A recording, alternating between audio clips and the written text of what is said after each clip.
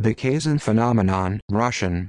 Cyrillic capital letter K, Cyrillic small letter E, Cyrillic small letter Z, Cyrillic small letter E, Cyrillic small letter EN, Cyrillic small letter S, Cyrillic small letter K, Cyrillic small letter I, Cyrillic small letter short 1, Cyrillic small letter F, Cyrillic small letter I, Cyrillic small letter EN, Cyrillic small letter O, Cyrillic small letter EM, Cyrillic small letter I, Cyrillic small letter EN was a term used by journalists to describe the rise in street gang activity in the city of Kazan in the RSFSR and later, the Russian Federation.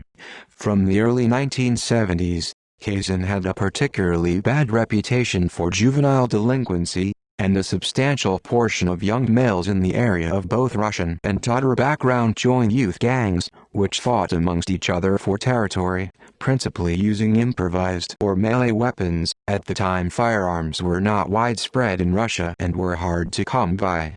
Between 1985 and 1999, the rate of crimes committed by 16 to 29-year-olds in Tatarstan increased 1.7 times. Struggles for domination of public space, where success in the appropriation of resources was often predicated on one's aptitude and skills in violence, forced many young men unaffiliated with gangs to reconsider their options in the face of increasing insecurity. The crime wave caused a moral panic amongst the Soviet population, as not only was such criminality traditionally seen as a product of the capitalist West, but it also involved the children of local officials. During the rise of the Russian mafia in the late 1980s and 1990s, the street gangs grew into more sophisticated and organized criminal enterprises. Due to the lack of profitability in running protection rackets in Tatarstan, the Kazan gangs started to move to St. Petersburg, where they got into conflict with the local Tambov gang. The Kazan mafia was known to be particularly cruel in their extortion tactics, and periodically brought in reinforcements from Tatarstan. The Slavic gangsters of the city banded together to fight this emerging threat, and eventually forced the Tatars out of St. Petersburg. Emergence: the breakdown of the key institutions of the Soviet state, the command economy, the state and legal apparatus, and the enterprise-based social welfare system, was accompanied by a violent division of assets and resources. State companies, now being privatized, began to operate in an unfamiliar market environment. Ordinary business functions such as raising capital, ensuring supplies, and making customers pay for goods and services could be extremely difficult to carry out and fraught with danger. Not only was the country in the grip of an economic crisis, but the state legal apparatus was inefficient, and a functioning banking system was years away. In this chaotic environment, both public and private companies became besieged by predators who were keen to access their assets and who used threats, bribes, and offers of protection to lay their hands on a company's money, products, and shares. In Tatarstan, despite the economic crisis, many attractive assets remained. Although by the mid-1990s industrial output in the republic had decreased by 33.9% compared to the beginning of the decade, the economic crisis of the first half of the 1990s was less severe than in most Russian regions. The existence of a large economic base inherited from the Soviet times, together with the historical presence of gangs, helps to explain the particularly rapid development of organized crime in Tatarstan in the 1990s. These newly privatizing companies were exposed to extortion from bandit gangs, or indeed the state security services and police, which emerged as one of the key racketeering groups in post-Soviet Russia. Alongside the ailing ex-Soviet companies, there emerged a vast street-level economy and nascent small businesses. The private economic sphere was initially launched during Perestroika, when Gorbachev's 1987 law on cooperation allowed groups of citizens to establish cooperative businesses. These businesses immediately became targets for racketeers. The first case of racketeering in Kazan was registered in 1988 when the street group Domobuvi, literally, House of Shoes, a shoe store, attempted to extort protection money from a builders' cooperative.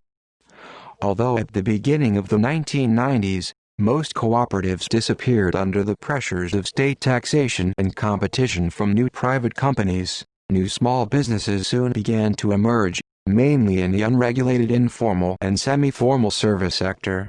Outdoor markets, small stalls and kiosks, small currency exchange businesses etc. With hardly any protection from the state, and lacking the means to protect itself, the sector was easy prey for a variety of predators.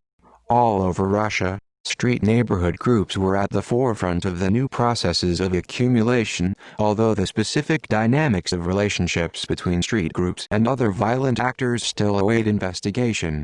We can say with certainty that in Kazan and Tatarstan in general, the majority of organized crime groups rose out of street social organizations. The vast majority of these organizations started out as youth territorial groups of hooligans. Contributions to these funds were systematically collected through extortion and other criminal means.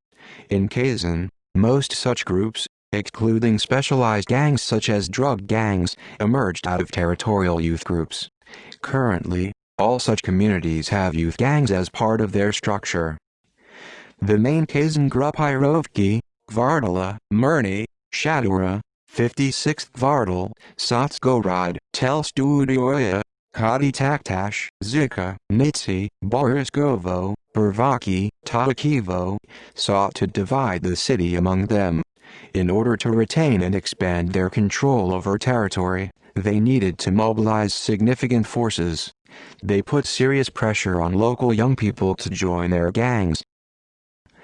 Social composition. At the end of the 1980s, Kazan gang membership was skewed toward working-class young people. In the 1990s this began to change with the massive collapse of livelihoods. These gangs began to draw their members from a wider range of social backgrounds, including young people from educated families. The gangs also began to attract university students. Further, even as street gangs remained a youth phenomenon, their membership was becoming older. Toward the middle of the 1990s, a significant proportion of members were over 25, and many were in legitimate employment. The ethnic backgrounds of gang members tended to be representative of the local population, although gangs formed by communities of migrants, Georgians, Azerbaijani, Chechens, Dagestani also appeared across Russia. The Tatarstan gangs were ethnically mixed, uniting Russians and Tatars and any other ethnicities living in their neighborhoods. References. See also Gopniki Thief in Losolntsevskaya Bratva.